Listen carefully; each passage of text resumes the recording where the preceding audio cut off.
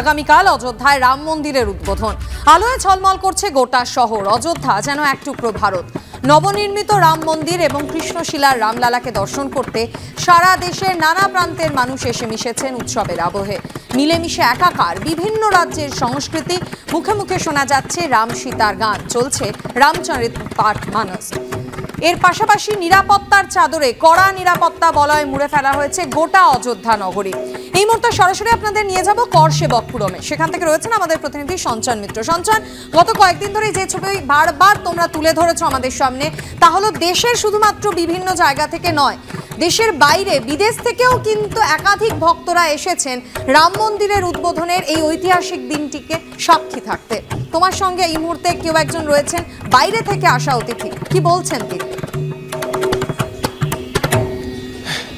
একদমই তাই। দেশের নানা প্রান্ত থেকে সাধু সন্তরা তো এসেইছেন, দেশের বাইরে থেকেও বহু মানুষ এসেছেন। আমরা জানি যে দর্শকদের আমরা দেখেছি বিদেশের বিভিন্ন জায়গা থেকে মানুষজন আনন্দ করছে, উৎসব করছে। আমার সঙ্গে যিনি রয়েছেন স্বামী গগনানন্দ, তিনি এসেছেন আমেরিকা থেকে এবং কালকের দিনে তিনি রামলালাকে কিছু সঙ্গীত শোনাবেন, তার বাঁশির ধ্বনি শোনাবেন।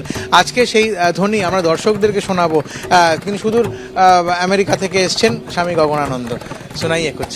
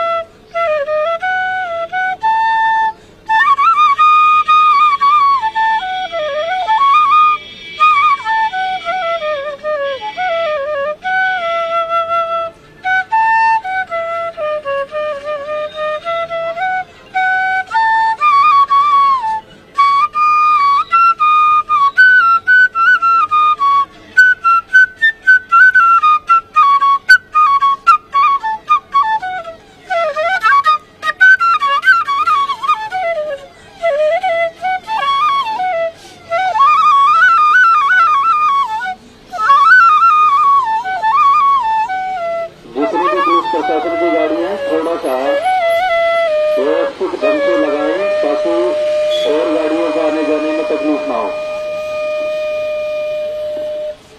সুদূর ক্যালিফোর্নিয়া থেকে তিনি এসছেন রামলালাকে তার বাঁশির ধ্বনি শোনাবার জন্য। আর এভাবেই শুধুমাত্র দেশের নয়, বিদেশ থেকেও বহু মানুষজন আসছেন কালকের এই প্রাণ প্রতিষ্ঠা উৎসবে অংশ নিতে।